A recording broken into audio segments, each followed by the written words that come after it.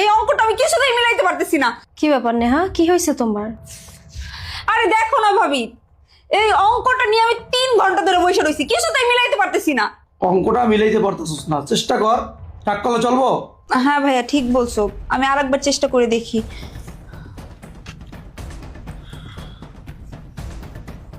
এই, ছোট লোক ফকিন্নির বাচ্চা, তোর এত বড় সাহস, তুই আমার পায়ে টাচ করলি? ম্যাডাম, আপনি আমার চড় মারলেন। আমি তো ইচ্ছা করে আপনার পায়ে হাত দিই নাই, ভুলে লাগিয়ে গেছে। ভুলে লেগে গেছে না? ছোট লোক ফকিন্নির বাচ্চা, আমি খুব ভালো করেই জানি তুই ইচ্ছা করে আমার পায়ে টাচ করছিস। না না না ম্যাডাম, আমি সত্যি করতেছি, আমি ইচ্ছা করে আপনার পায়ে হাত দিই নাই। এই তর্ক করিস না, তোর কাজ তুই কর। ভাইয়া তুমি বুঝতে পারতেছো না কেন? ও ইচ্ছা করেই আমার পায়ে টাচ করছে, ওর চরিত্র খারাপ, ওর চরিত্রে সমস্যা আছে। হয়েছে নেহা, অনেক হয়ে গেছে। তুমি তো ওকে একটা চড়ও মারলা, এখন তুমি তোমার অঙ্কটা করো তো মন দিয়া। আচ্ছা ঠিক আছে ভাবি।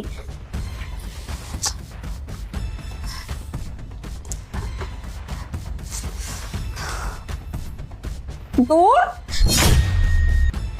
এই অঙ্কটা কিছুতেই আমার মাথায় আসতেছে না, আমি বুঝতে পারতেছি না কেন মন হইতেছে বারবার, কিচ্ছু ভালো লাগে না। ম্যাডাম, কি এমন অঙ্ক যে আপনি মিলাইতেই পারতেছেন না? দেন তো আমার, আমি একটু দেখি।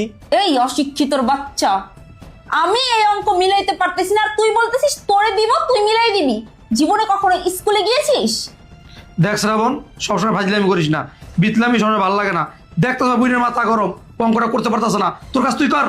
স্যার, আমার মনে হয় কি অঙ্কটা দেখলে হয়তো বা আমি পারতাম। আমার বোন এত শিক্ষিত হইয়া ও অঙ্কটা মিলাইতে পারতাছে না, আর তুই অশিক্ষিত হয়ে তুই অঙ্ক মিলাবি না? কথা কম কয়ে তোর কাম কাজ তুই কর। স্যার, একবার দিয়েই দেখেন না, দেখেন আমি পারি কিনা। নেহা, ও যেহেতু এত করে চাচ্ছে, তাহলে ওকে একটু দাও, ও অঙ্কটা করতে পারে কিনা আমরা দেখি। ভাবি তুমিও না, যেখানে আমি এই অঙ্কটা মিলানোর জন্য 3 ঘন্টা ধরে ট্রাই করছি, কিছুতেই পারছি না, আর ওর মতো অশিক্ষিত কিভাবে এই অঙ্ক মিলিয়ে দিবে? আচ্ছা না পারুক, চোখের দেখাটা তো দেখতে পারবে, দাও। নে নে, যদি পারিস এই অঙ্কটা আমাকে মিলিয়ে দেখা।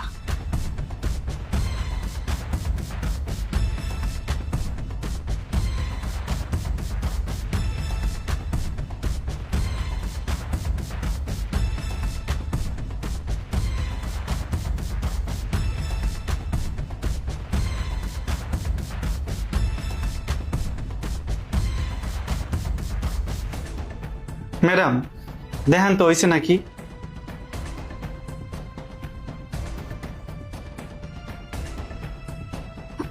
হ্যাঁ হয়েছে তো।